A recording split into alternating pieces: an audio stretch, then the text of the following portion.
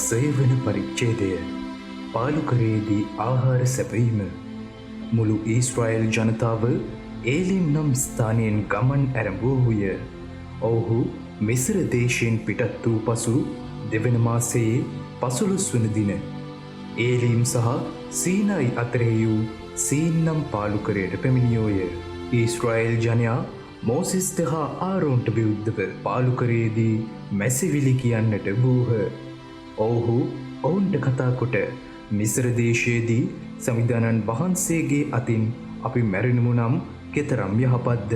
එහිදී අපට මස් පිරුණු බඳුන් ළඟ වාඩි වී ඇති තරම් කෑම කන්න පුළුවන්කම තිබිණි. එහෙත් ඔබ මේ ජනතාව සාගින්නෙන් මරා දැමීමට මේ පාලුකරයට ගෙනාවු යැයි කීහ. එවිට සමිධානන් වහන්සේ මෝසෙස්ට කතාකොට මම නොඹලාට අහසින් ආහාර වස්වමි. දිනපතා මිනිසුන් නික්ම ගොස් එදිනට අවශ්‍ය කොටස එකතු කරගත යුතුය. මෙසේ ඔහු මාගේ නීතිය පිළිපදින්නෝද නැත්ද කියා මට ඔවුන් පරීක්ෂා කළ හැක. එහෙත් 6 වන දවසේදී ඔවුන් දිනපතා එකතු කරගන්නාක් මෙන් දෙගුණයක් ගෙන එය පිළියෙල කළ යුතුයයි වදාළ සේක. මෝසෙස් සහ ආරෝන් මුළු ඊශ්‍රායෙල් ජනයාට කතාකොට ඔබ හැම මිස්ර දේශයෙන් පිටත ගෙනාවී සමිධානන් වහන්සේ බව අද සවස ඔබ දැනගන්නහුය. උදේ කාලයේදී ඔබ සමිධානන් වහන්සේගේ මහිමාලංකාරය දකින්නහුය. බන්ද ඔබ සමිධානන් වහන්සේට විරුද්ධව කී මැසිවිලි උන් වහන්සේ ඇසූ සේක. ඔබ මැසිවිලි කීවේ අපට විරුද්ධව නොවේ. අපි එතරම් වැදගත් නොවෙමුයි කීහ. මෝසෙස් යළිත් කතා කරමින් සමිධානන් වහන්සේ ඔබට සවස් කාලයේ කෑමට මාංශද උදේ කාලයේ ඇති තරම් රොටිද දෙන සේක. එසේ වන්නේ සමිධානන් වහන්සේට විරුද්ධව කී මැසිවිලි උන් වහන්සේ අසා ඇති බැවිනි. සැබෑවටම අපි කවුරුද? ඔබ මැසිවිලි කීවේ අපට විරුද්ධව නොව සමිධානන් වහන්සේට විරුද්ධවයි කීය. ඉක්බිති මෝසෙස් ආරෝන්ට කතාකොට මුළු ඊශ්‍රායෙල් ජනතාව අමතා සමිධානන් වහන්සේ වෙත පැමිණෙන්න. උන් වහන්සේ නුඹලාගේ මැසිවිලි ඇසූසේක කියා කියන්නැයි පැවසීය. ආරෝන් මුළු ඊශ්‍රායෙල් ජනතාව අමතා කතා කරන විට ඔහු පාලුකරය දෙස බැලූහ. පුදුමයකි. බලාකුලක් මෙන් සමිධානන් වහන්සේගේ මහිමාලංකාරය දිස්විනි. සමිධානන් වහන්සේද මෝසෙස්ට කතාකොට ඊශ්‍රායෙල් ජනයාගේ මැසිවිලි මට ඇසිනි. නොඹ ඔවුන් නමතමින් සවස ඔබ මාංශ කන්නහුය. උදය ඔබට ඇති තරම් රොටි ලැබෙන්නේය. මෙසේ නුඹලාගේ දෙවි සමිධානන් වහන්සේ මා බව නුඹලා දැනගන්නහුයයි කියන්නේ පැවසූ සේක. එන්පසු සවස් කාලයේදී වටුවන් වර්ගයක් අවුත් කඳවුර වසා ගති. උදේ කාලයේදී කඳවුර සිසාරා පිණි තට්ටුවක් විය. පිණි වාෂ්ප වී ගිය පසු පාලුකරයේ භූමිය මතු පිට සිහින් වූ කුඩා වටකුරු හිම වැනි දෙයක් තිබෙනු ඔහු දුටහ. මේ දුටු ඊශ්‍රායෙල් ජනයා එකිනෙකාට කතා කරමින් මේ කුමක්දැයි විචාලාහ. මන්ද ඒ කුමක්ද කියා ඔවුන් නොදත් බැවිනි. මෝසෙස් ඔවුන්ට පිළිතුරු දෙමින් මේ වනාහි සමිධානන් වහන්සේ ඔබට අනුභව කිරීමට දුන් ආහාරය වේ. සමිධානන් වහන්සේ අනකල පරිදි සෑම කෙනෙකුම තම තමාට අවශ්‍ය ප්‍රමාණයට ඉන් එකතු කරගත යුතුය. ගෙයි වැසියන්ගේ ගණන අනුව එකිනෙකා ලීටර් 2 බැගින් ගත යුතුය. තවද ඔබ සෑම කෙනෙකුම තම කූඩාරමේ සිටින අයටත් ගෙන යා යුතුයයි කීවේය. ඊශ්‍රායෙල් ජනයා එලෙස කරද්දී සමහරෙක් අඩුවෙන්ද සමහරෙක් වැඩියෙන්ද රැස් කරගත්හ. ඔවුන් එය මැන්න විට වැඩියෙන් රැස් කරගත් අයට වැඩියක් නොවිය. අඩුවෙන් රැස් කරගත් අයට අඩුවක්ද නොවිය. එකිනෙකා තම තමා කන ප්‍රමාණයට රැස් කරගෙන තිබිණි. මෝසෙස් ඔවුන්ට කතාකොට උදය වෙනතෙක් ඉන් කිසිත් ඉතිරි නොකළ යුතුයයි කීවේය. එහෙත් ඔවුහු මෝසෙස්ට සවන් නොදුන්හ. ඔවුන්ගෙන් සමහරෙක් පසුදින උදය වෙනතෙක් ඉන් කොටසක් ඉතුරු කළහ. එවිට එහි පණුවන් හටගෙන එයින් දුගඳ හමන්නට විය. මෝසෙස් ඔවුන් සමග කෝප විය. ඔවුහු එකිනෙකා තම තමා කන ප්‍රමාණය අනුව උදයෙන් උදය එය රැස් කරගත්හ. අවුව තද වූ විට එය දිය වී ගියේය. තවද 6 වන දවසේදී ඔහු එකිනෙකාට ලීටර 4 බැගින් ආහාර දෙගුණයක් රැස් කරගත්හ. එන්පසු ප්‍රජාමූලිකයෝ සියලු දෙන මෝසෙස් වෙත පැමිණ මෙය සැලකළහ. ඔහු ඔවුන් නමතමින් සමිධානන් වහන්සේ අනකරන දේ මේය. එනම් හෙට වනාහි නිවාඩු දිනයකි. සමිඳනන් වහන්සේට කැප කරන ලද සබත් දිනයකි. එබැවින් පිලිස්සීමට අවශ්‍ය නම් පුළුස්සන්න. තැම්බීමට උමනා යමක් නම් තම්බන්න. ඒ ත්‍රිවනදේ ඔබේ ප්‍රයෝජනයට ගන්නා පිණිස හෙට වෙනතෙක් පැත්තකට කර තබන්නයි කීය. ඔහු මෝසෙස් කී පරිදි පසුදා වනතෙක්කේ පැත්තකට කර නමුත් එයින් දුඟද නොහැමීය. එහි එක පණුවෙක්වත් නොවීය. මෝසෙස් කතා කොට ඒවා අද දින අනුභව කරන්න. මන්ද අද සමිඳානන් වහන්සේට කැප කළ නිවාඩු දිනයයි. අද ඒවා ඔබට කෙතෙහි සම්බන වන්නේය. දින 6ක් ඔබේය රැස් කරගත යුතුය. ඒත් සබත් දින වන 7 වන දින ඒ කිසිවක් නොතිබේ යයි කීවේය. ඒ ජනයා අතුරින් සමහරෙකු 7 වන දිනද ඒවා රැස් කිරීමට ගිය නමුත් ඒවායින් කිසිවක් සම්බ නොවීය. එවිට සමිඳානන් වහන්සේ මෝසෙස්ට කතා කොට නුඹලා කොපමණ කාලයක් මාගේ ආඥා සහ නීති පිළිපැදීම ප්‍රතික්ෂේප කරන්නහුද? බලන්න, මම නුඹට සබත් දිනය දුන් බැවින් 6 වන දවසේදී මම නුඹට 2 දවසක ආහාර දෙමි. සබත් දින නුඹලා සෑම කෙනෙක්ම තම තමා සිටින තැනම නැවතී සිටිය යුතුය. කිසිවෙකු තම නිවසින් පිටත නොයා යුතුයයි වදාළසේක. එබැවින් සෙනග 7 වන දින නිවාඩු ගත්හ. ඊශ්‍රායෙල් ජනයා ඒ ආහාරයට මන්නා යන නාමය තැබූහ. එය කොත්තමල්ලි ඇටතරම්ය. සුදු පාටය. මීපැණි මිශ්‍ර තුනී රොටි වර්ගයක් මෙන් රසවත්ය. මෝසෙස් කතා කොට සමිඳානන් වහන්සේගේ ආඥාව මේ වේ. මා මිසර දේශයෙන් නුඹලා පිටතට ගෙනෙන විට පාලුකරේදී නුඹලා පෝෂ්‍ය කළ ආහාරය නුඹලාගේ මතු පරම්පරාවල අය දකින පිණිස ඔවුන් සඳහා එයින් ලීටර් 2ක් පුරවා තබා ගන්නයි කීවේය. එන්පසු මෝසෙස් ආරෝන්ට කතා කොට බඳුනක් රැගෙන මන්නා වලින් ලීටර් 2ක් එහි පුරවා ඔබේ මතු පරම්පරාවන් සඳහා ඒ සමිඳානන් වහන්සේ ඉදිරියේ තබන්නයි කීය. සමිඳානන් වහන්සේ මෝසෙස්ට අනදුන් ප්‍රකාර ආරෝන්‍ය ආරක්ෂා කරනු පිණිස ගිවිසුම් කරඬුව ඉදිරිපිට තැබීය. ඊශ්‍රායෙල් ජනයා මනුෂ්‍ය පතයකට පැමිණෙන තෙක් අවුරුදු 40ක් මන්නා කෑහ.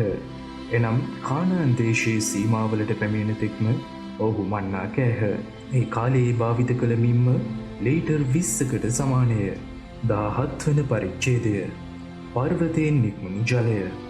තවද මුළු ඊශ්‍රායෙල් ජනතාව සීන් නැමැති පාලුකරයෙන් නික්ම සමිඳානන් වහන්සේගේ අනපරිදි කඳවුරින් කඳවුරට ගොස් රෙපිඩීම් නම් ස්ථානයේ කඳවුරු බැඳගත්හ. එහෙත් එහි සෙනගට බීමට වතුර නොවීය. එවිට ඔහු මෝසෙස්ට අවලාද කියමින් අපට බොන්න වතුර දෙන්නයි ඉල්ලූහ. මෝසෙස් ඔවුන්ට පිළිතුරු දෙමින් ඔබ මට අවලාද කියන්නේ ඇයි? ඔබ කුමක් නිසා සමිඳානන් වහන්සේ පරීක්ෂා කරන්නහුදැයි ඇසීය. සෙනඟද පිපාසයෙන් පෙළෙමින් මෝසෙස්ට විරුද්ධව කොඳුරා ඔබ අප මිසරයෙන් පිටතට ගෙනාවේ මන්ද? අපද අපේ දරුවන්ද අපේ කෆ මහිෂයන්ද පිපාසයෙන් මරා දමන්නට දැයි විචාලහ. මෝසෙස් එවිට සමිඳානන් වහන්සේට මොරගසමින් මේ සෙනඟට මා කුමක් කරන්නද? ඔහු මට ගල් ගසන්නට සැරසිතී කීවේය. එවිට සමිඳානන් වහන්සේ මෝසෙස් සමතා ඔබ ඊශ්‍රායෙල් වරුන්ගේ ප්‍රජාමූලිකයන් සමහරෙකුද කැටුව සෙනඟට ඉදිරියෙන් යන්න. තවද ඔබ ගංගාවේදියට පහර දුන් සැරයටියද ඔබ අතරගෙන යා යුතුය. බලන්න, මමද හොරේබ්හි පර්වතය මත ඔබ ඉදිරිපිට සිටිමි. ඔබ පර්වතයට ගැසිය යුතුය. එවිට සෙනඟට බීමට ජලය එයින් ගලා එනු ඇතැයි වදාළසේක. මෝසෙස් ඊශ්‍රායෙල් වරුන්ගේ ප්‍රජාමූලිකයන් බලාගෙන සිටියදී එලෙස කළේය. ඊශ්‍රායෙල් ජනයා අවලාද කී නිසාත් සමිඳානන් වහන්සේ අප අතර ඇද්ද නැද්ද කියමින් ඔවුන් වහන්සේ පරීක්ෂා කළ නිසාත් ඒ ස්ථානයට ඔහු මස්සා සහ මෙරීබා කියා නම් කළේය. අමලෙක්වරුන් සමග සටන. එවිට අමලෙක්වරුන් පැමිණ රෙපිඩීම් නම් ස්ථානයෙහිදී ඊශ්‍රායෙල් ජනයා සමග සටන් කළහ. මෝසෙස් ජෝසුවාට කතා කොට අප උදෙසා ඔබ මිනිසුන් තෝරාගෙන නෙක්නොකුස් හෙට අමලෙක්වරුන් සමග සටන් කරන්න. මම දෙවියන් වහන්සේ දුන් සැරයටිය මා අතටගෙන කඳුමුදුනේ සිටිමි කීවේය. ජෝෂුවා මෝසෙස් තමාට කී පරිදි අමලෙක්වරුන් සමග සටන් කළේය. මෝසෙස් සමග ආරෝන් සහ හූර් යන දෙදෙනා කඳුමුදුනට නැගී ගියහ. මෝසෙස් තමාගේ අත් ඔසවාගෙන සිටිතෙක් ඊශ්‍රායෙල් වරුන්ට ජය අත්විය. ඔහු තම අත් පහතට හෙළූ විට අමලෙක්වරු ජයගත්හ. එහෙත් මෝසෙස්ගේ අත් විඩාවට පත් වූ විට ඔහු ගලක්ගෙන ඔහු පිටුපස තැබුවෙන් ඔහුද එය මත වාඩි විය. ඇවිට ආරුන් සහ හූර් දෙපැත්තෙන් සිටගෙන ඔහුගේ අත් උසුලාගෙන සිටියහ. මෙසේ ඔහුගේ අත් හිරු බැස යනතෙක්ම පහතට නොවැටී තිබිණි. ජෝෂුවා අමලෙක් සහ ඔහුගේ සෙනඟ කඩු පහරින් වනසා දැමීය. එවිට සමිඳුන් වහන්සේ මෝසෙස් සමතමින් මෙය සිහිවන පිණිස මම අමලෙක්වරුන් ගැන මතකයක් නැතිවනසේ මෙහි පිටින් ඔවුන් සම්පූර්ණයෙන්ම මකා දමමි පොතක ලියා ඒ ජෝෂුවාට ඇසෙන පරිදි කියන්නැයි වදාළ සේක. මෝසෙස් පූජාසනයක් තනා ඊට සමිධානි සීහෙවත් සමිධානන් වහන්සේ මාගේ දජය කියා නම් තැබිය.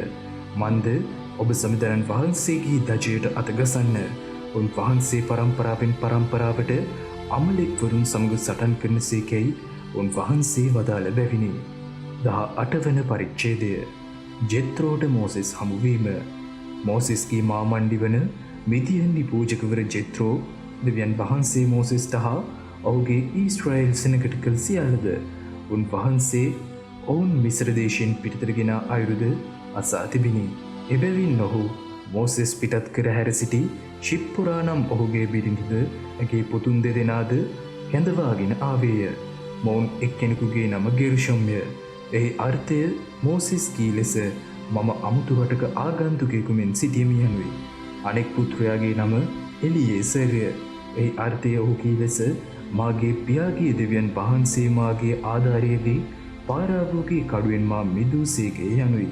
මෝසෙස්ගේ මාමණ්ඩි වන ජෙත්‍රෝ මෝසෙස්ගේ බිරිඳ සහ පුතුන්ද රැගෙන දෙවියන් වහන්සේගේ කන්ද ළඟ පාලු කරෙහි කඳවුරු බැඳ සිටි මෝසෙස් වෙත පැමිණියේය. ඔහු මෝසෙස් වෙත පණිවිඩයක් යවමින් ඔබේ මාමණ්ඩි වන ජෙත්‍රෝ නම් මම ඔබේ බිරිඳ හා පුතුන් දෙදෙනද සමග ඔබ හම්වීමට පැමිණ සිටිමි සැලකලේය. මෝසෙස් තම මාමණ්ඩි හමුවීමට නික්ම ගොස් ආචාර්ය සමාචාර කොට ඔහු සිපගත්තේය. තවද ඔවුන් එකිනෙකාගේ සුවදුක් විචාල පසු ඔහු කූඩාරමට ඇතුළු වූහ. මෝසෙස් තම මාමණ්ඩිට කතා කොට සමිධානන් වහන්සේ ඊශ්‍රායෙල් ජනයා උදෙසා පාරාවෝට සහ මිස්ර වැසියන්ට කළ දේවල්ද මගදී ඔවුන්ට මූණ පාන්නට සිදු සියලු අමාරුකාම්ද සමිධානන් වහන්සේ ඔවුන් ගැලවූ අයුරුද දැන්වීය. සමිධානන් වහන්සේ ඊශ්‍රායෙල් වරුන් මිස්ර වාසීන්ගේ අතින් මුදා ඔවුන්ට උන් වහන්සේ කර දුන් සියලු යහපත්කම් ගැන ජෙත්‍රෝ ප්‍රීති ප්‍රමෝද විය. ජෙත්‍රෝ කතා කොට මිස්ර වාසීන්ගේ අතින්ද පාරාවෝගේ අතින්ද ඔබ මුදාලු මිස්ර වාසීන්ගේ වහල් මෙහෙවරින් සෙනඟ මුදාලු සමිධානන් වහන්සේට ප්‍රශංසා වේවා. තවද සමිධානන් වහන්සේ සියලු දෙවිවරුන්ට වඩා උත්තරීතර බව මම දැන් දනිමි. මන්ද මිස්ර වාසීන් ඉතා අහංකාර ලෙස ඊශ්‍රායෙල් වරුන්ට විරුද්ධව ක්‍රියා කළ විට උන් වහන්සේ මේ කළසේකැයි කීය.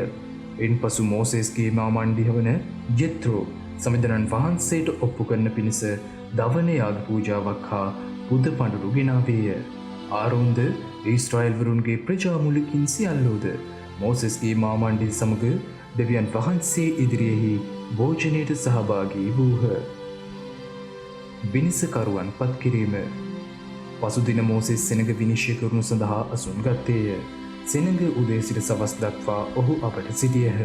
තවද මෝසෙස් කරන්නට වූ සියල්ල දුටු මෝසෙස්ගේ මාමණ්ඩියට කතා කරමින් ඔබ සෙනඟට මේ කරන්නේ කුමක්ද? ඔබ තනියම අසුන්ගෙන සිටින්නේ මුළු සෙනඟ උදේ පටන් සවස දක්වා ඔබ ළඟ සිටින්නේ මන්දේ විචාලේය. එවිට මෝසෙස් තම මාමණ්ඩිට පිළිතුරු දෙමින් මා මෙසේ කරන්නේ සෙනඟ දෙවියන් වහන්සේගෙන් උපදෙස් ලබා ගැනීම සඳහා මා වෙත එන නිසාය. ඔවුන් අතර ප්‍රශ්නයක් ඇති වූ විට ඔහු මා වෙත එති. මමද ඔවුනොවුන් විනිශ්චය කොට දෙවියන් වහන්සේගේ ආඥා සහ අනපනත් ඔවුන්ට දන්වමින් කීවේය. එවිට මෝසෙස්ගේ මාමා ඔහුට කතා කොට ඔබ කරන දේ හරි නැත. ඔබත් ඔබ ළඟ සිටින මේ සෙනගත් අතිශයින්ම විඩාවට පත්වනු ඇත. මේ කටයුත්ත ඔබට බර වැඩිය. ඔබට ඒ තනියම ඉටු කිරීමට නොහැක. එබැවින් දැන් මා කියන දේට සවන් දෙන්න. මම ඔබට දැනුමුතුකමක් දෙමි. දෙවියන් වහන්සේ ඔබ සමග වැඩ සිටින සේක. ඔබ දෙවියන් වහන්සේ ඉදිරියෙහි නියෝජිතයෙකු වී නඩුහබ උන්වහන්සේ ඉදිරියට පමුණුවන්න. ඔබ ඔවුන්ට ආඥා සහ අනපනත් උගන්වමින් ඔවුන් හැසිරිය යුතු අන්දම හා ඔවුන් ඉටු කළ යුතු දේද පෙන්වා දිය යුතුය. තවද ඔබ මුළු සෙනඟ අතුරින් දේව බය ඇති සත්‍යවාදී අල්ලස් නොගන්නා දක්ෂ මිනිසුන් තෝරා ඔවුන් අතර සහස්‍රාධිපතින්ද ශතාධිපතින්ද පනසාධිපතින් හා දශාධිපතීන්ද වශයෙන් ඔවුන් පත් කරන්න. ඔවුන් සියලු අවස්ථාවන්හිදී මිනිසුන් විනිශ්චය කළ යුතුය. එහෙත් වැදගත් ප්‍රශ්නයක් තිබේ නම් ඔවුන් ඔබ වෙතය ගෙනා යුතුය. එහෙත් සෑම සුළු කරුණක් ඔවුන්ම විනිශ්චය කළ යුතුයි. එසේ කළොත් ඔබට වඩාත් පහසුවේ. ඔවුන්ද ඔබ සමග වගකීමේ බර උසුලනු ඇත. දෙවියන් වහන්සේ ඔබට අනකරන ලෙස ඔබ මෙය කරන්නේ නම් ඔබ විඩාවට පත් නොවනු ඇත. මේ සෙනගටද තම තමන්ගේ ගෙවලට සමග සමාදානයෙන් යන්න පුළුවන් වේ යැයි කීය. මෝසෙස් තම මාමණ්ඩි කීදයට සවන්දී ඔහු කී සියල්ල ඉටු කළේය. ඔහු ඊශ්‍රායල් වරුන් සියලු දෙනා අතරින් දක්ෂ මිනිසුන් තෝරා සහස්‍රාධිපතීන්ද ශතාධිපතීන්ද පන්සාධිපතීන් හා දශාධිපතීන්ද වශයෙන් සෙනගගේ නායකයන් ලෙස පත් කළේය. ඔහු සියලු අවස්ථාවලදී සෙනග විනිශ්චය කළහ. දුෂ්කර ප්‍රශ්න ඔවුන් මෝසෙස් වෙත ගෙනා නමුත් සෑම සුළු කරුණක්ම ඔවුහුම විනිශ්චය කළහ. එයින් පසු මෝසෙස් තම මාමණ්ඩිට යන්නට හැරියේය. ඔහුද සිය රට බලා ගියේය. 19 වෙනි පරිච්ඡේදය. සීනයි කන්ද මත දේව ආඥා. ඊශ්‍රායල් ජනයා මිස්ර දේශයෙන් නික්ම ගොස් තෙවන මස පළමු වන දින සීනයි නම් පාලුකරයට පැමිණියහ. ඔහු රෙපිඩීම් නම් ස්ථානයෙන් පිටත්ව සීනයි පාලුකරයට පැමිණ එහි කඳවුරු බැඳගත්හ. එහි ඔවුන්ගේ කඳවුර පිහිටියේ කන්ද ඉදිරිපිටය. මෝසෙස් දෙවියන් වහන්සේ හමුවීමට කන්දට නැංගේය. එවිට සමිදන්නන් වහන්සේ කන්දේ සිට ඔහුට හඬගසා නුඹ ජාකොබ්ගේ පිළපත වන ඊශ්‍රායල් ජනයාට මෙසේ කිව යුතුය. මා මිස්ර වැසියන්ට කළ දේද මා නුඹලා රාජාලියෙකුගේ පියාපත් උඩගෙන මෙන් මා වෙත නුඹලා උසුලාගෙන පැමිණියවරුද නුඹලා දුටුවහුය. එබැවින් දැන් ඉතින් නුඹලා සැබවින්ම මාගේ හඬට කීකරුවන්නහු නම් මාගේ ගිවිසුම් පිළිපදුන්නහු නම් සියලු සෙනග අතුරින් නුඹලා මටම අයිති සම්පත වන්නහුය. මන්ද මුළු මහ පොළව මා සතුය. නුඹලා මට පූජක රාජ්‍යයක්ද කැප වූ ජාතියක්ද වන්නහු යයි වදාළසේක. ඉන්පසු මෝසෙස් පැමිණ සෙනගගේ ප්‍රජාමූලිකින් කැඳවා සමිදානන් වහන්සේ ඔහුට අනකළ මේ සියලු දේ ඔවුන්ට දැන්වීය. එවිට මුළු සෙනගද එක් සත්ව පිළිතුරු දෙමින් සමිදානන් වහන්සේ වදාළ සියල්ල අපි ඉටු කරන්නෙමුයි කීහ. ඉන්පසු මෝසෙස් සෙනග කී දේ සමිදානන් වහන්සේට සැලකෙලේය.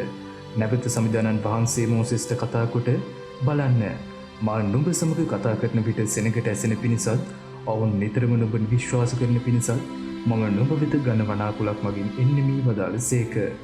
මෝසෙස් සෙනග දුන් පිළිතුර සමිදානන් වහන්සේට දැන්වීය. සමිදානන් වහන්සේ මෝසෙස්ට කතා කොට සෙනග වෙත ගොස් අදත් හෙටත් නමස්කාරය පිණිස ඔවුන් සූදානම් කරන්න. ඔවුන් තම වස්ත්‍ර සෝදා තුන්වන දවසට සූදානම්ව සිටිය යුතුයි. තුන්වන දවසේදී මුළු සෙනග බලාගෙන සිටින විට සමිදානන් වහන්සේ වන මම සීනයි කන්ද මත බැස එන්නෙමි. නුඹ කන්ද වට කර සෙනග මායිමේ සිටුවා කන්දට නනගින සැටියටත් කන්ද මාමුල ස්පර්ශ නොකරන සැටියටත් පරිස්සම් වන්න යොන්ට කියන්න. යමකු කන්ද ස්පර්ශ කළොත් ඔහු ඇත්තෙන්ම මරණු ලැබේ. ඒත් ඒ තැනැත්තාට අත නොතබා ඔහුට ගල්කසුන් ලැබිය යුතුයි. නැත්නම් ඔහු ඊගසින් විද දැමිය යුතුයි. මුර්ගයෙකු වුවත් මනුෂ්‍යයෙකු වුවත් ජීවත් නොවිය යුතුයි. හොර නෑව දීර්ඝ සූරයක් නංවන විට ඔවුන් කන්ද වෙත පැමිණිය යුතුයයි වදාළසේක. මෝසෙස් කන්දෙන් බැස සෙනග වෙත පැමිණ නමස්කාරය සඳහා ඔවුන් සූදානම් කෙළේය. ඔවුහුද තම වස්ත්‍ර සෝදා ගත්හ. ඔහු සෙනගට කතා කරමින් තුන්වන දවසට සූදානම් වී සිටින්න. ස්ත්‍රී සේවනයෙන් වළකින්නයි කීවේය. තුන්වන දවස උදා වූ විට කන්ද මත මේඝ ගර්ජනා හා විදුලි කෙටීම්ද ඝන වනාකුලක්ද තද හොරණෑ හඬක්ද විය. කඳවුරේ සිටි සියලු සෙනග දෙව්ලන්නට වූහ. එවිට මෝසෙස් දෙවියන් වහන්සේ හමුවෙන පිණිස සෙනග කඳවුරෙන් පිටතට ගෙනාවේය. ඔහු කන්ද පාමුල සිටගත්හ. සමිදානන් වහන්සේ ගිනි ජාලාවකින් කන්ද මත බැස වදාළ බැවින් එය සම්පූර්ණයෙන්ම දුමින් වැසී තිබිණි. එහි දුම උදුනක දුමක් මෙන් නැංගේය. තවද මුළු කන්දම වේගවත් ලෙස දිදරන්නට විය. හොරණෑ හඬද දිගටම නද දෙමින් එන්න වැඩි විය. මෝසෙස් කතා කළ විට දෙවියන් වහන්සේ ගිගුරුම් හඬකින් උත්තර දුන්සේක. සමිදානන් වහන්සේ එවිට සීනයි කඳුමුදුනට බැස වදාළසේක. උන්වහන්සේ මෝසෙස් කඳුමුදුනට කැඳ වූ බැවින් ඔහුද එහි නැගී ගියේය. උන්වහන්සේ මෝසෙස්ට කතා කොට නුඹ බැස ගොස් සමිදානන් වහන්සේ වන මා බැලීමට මායිම් බිඳගෙන නොවන පිණිස සෙනගට අන කරන්න. නැත්නම් බොහෝ දෙනෙකු නසින්න පුළුවන. සමිධනන් වහන්සේ වන මා සමීපයටෙන පූජකවරුන්ද පවිත්‍ර වීමේ වත් පිළිවෙත් ඉටු කළ යුතුය. නැත්නම් මම ඔවුන්ට පහර දෙමී වදාළ සේක. එවිට මෝසෙස් සමිධනන් වහන්සේට කතාකොට සෙනගට සීනයි කන්දර නැගිය නොහැකිය. මන්ද කන්ද වටකර මායිම් සිටුවා ඒ ශුද්ධ භූමියක් ලෙස කැප කරන්නයි කියා ඔබ අපට අන කළ බැවිනයි කීවේය. උන්වහන්සේ ඔහු අමතමින් යන්න. බැසගොස් නුඹද නුඹ සමග ආරොන්ද කැඳවාගෙන නැගී එන්න. ඒ පූජකවරුන්ද සෙනගද සමිධනන් වහන්සේ වන මා වෙත නැගී ඒමට මායිම් නොවිය යුතුය. එසේ වුණොත් මම ඔවුන්ට පහර දෙමී වදාළ සේක. පසුව මෝසෙස්ද සෙනග වෙත බැසගොස් ඔවුන්ට එලෙස දැන්වීය. 20 වන පරිච්ඡේදය දස පනත. දෙවියන් වහන්සේ කතාකොට මේ සියලු ආඥා වදාළ සේක. වහල් කමේ නිවාසය වූ මිස්ර දේශයෙන් නුඹ පිටතට ගෙනා සමිධනන් වහන්සේ මමය. මා හැර අන් කිසි දෙවි කෙනෙකු නුඹට නොසිටිය යුතුය. නුඹ සඳහා නෙළු රූපයක් හෝ ඉහළ අහසෙහිවත් පහළ පොළොවෙහිවත් පොළොවෙන් යට ජලයෙහිවත් ඇති කිසිම වස්තුවකට සමාන දෙයක් හෝ සාදා නොගන්න. නුඹ ඒවාට නමස්කාර නොකරන්න. ඒවාට නොවඳින්න. මන්ද නුඹේ දෙවි සමිධනන් වහන්සේ වෙන මා ප්‍රතිවාදීන් නොයිවසන දෙවි කෙනෙකු වෙන බැවිනි. මට වෛර කරන පියවරුන්ගේ පාපය නිසා 3 වන 4 වන පරම්පරාව දක්වා ඔවුන්ගේ දරුවන්ට මම දඩුවම් කරමි. ඒත් මට ප්‍රේම කරමින් මාගේ ආඥා පිළිපදින දහස් ගණන් අයට මම කරුණාව දක්වමි. නුඹ දෙවි සමිධනන් වහන්සේගේ නාමය අගරු ලෙස භාවිත නොකරව. යමෙක්ගේ නාමය අගරු ලෙස භාවිත කරන්නේද ඔහුට මම දඩුවම් කරමි. සබත් දවස ශුද්ධ ලෙස පැවැත්වීමට සිතට ගන්න. දවස් 6ක් තුළ නුඹ වෙහෙස වී නුඹේ සියලු වැඩ කළ යුතුය. ඒත් 7 වන දවස නුඹේ දෙවි සමිධනන් වහන්සේට කැප වූ සබතය. එදින නුඹවත් නුඹේ පුතුවත් දුවවත් නුඹේ සේවකයාවත් සේවිකාවවත් වැඩක් නොකළ යුතුය. මන්ද සමිධනන් වහන්සේ වන මම දින 6ක් තුළ අහස හා පොළවද සමුද්‍රයද ඒවාගේ ඇති සියල්ලද සාදා 7 වන දවස නිවාඩු ගත්තෙමි. එබැවින් උන්වහන්සේ සබත් දවසට ආශිර්වාද කොට එය විශුද්ධ කළ සේක. නුඹේ පියාටද මවටද ගෞරව කරව. එවිට නුඹේ දෙවි සමිධනන් වහන්සේ නුඹට දෙන රටේ නුඹ බොහෝ කාලයක් ජීවත් වන්නේය. මිනී නොමරව. කාම මිත්‍යාචාරය නොකරව. සොරකම් නොකරව. නුඹේ අසල්වැසියාට විරුද්ධව බොරු සාක්ෂි නොකියව. නුඹේ අසල්වැසියාගේ ගෘහයට නුඹ ඇලුම් නොකරව. තවද නුඹේ අසල්වැසියාගේ භාර්යාවට හෝ ඔහුගේ සේවකයාට හෝ සේවිකාවට හෝ ඔහුගේ ගවයාට හෝ කොටලුවාට හෝ නුඹේ අසල්වැසියා සතු වෙනත් කිසිවකට හෝ ඇලුම් නොකරව. සෙනඟ බියවීම. මුළු සෙනඟ මේඝ ගර්ජනා හඬ සහ හොරණෑ ශබ්දය අසා විදුලි කෙටීම් සහ දුම් දමන කන්ද දෙක බියෙන් වෙවුලමින් බොහෝ ඈතින් සිට ගත්හ. එවිට ඔහු මෝසෙස් සමතමින් ඔබ අප සමග කතා කරන්න. අපි එහුම්කන් දෙන්නෙමු. ඒ දෙවියන් වහන්සේ අප සමග කතා නොකරන සේක්වා. මන්ද එසේ කොළොත් අප මිය යන්නට පුළුවනයි කීහ. ඔහු සෙනඟට උත්තර දෙමින් බිය නොවන්න.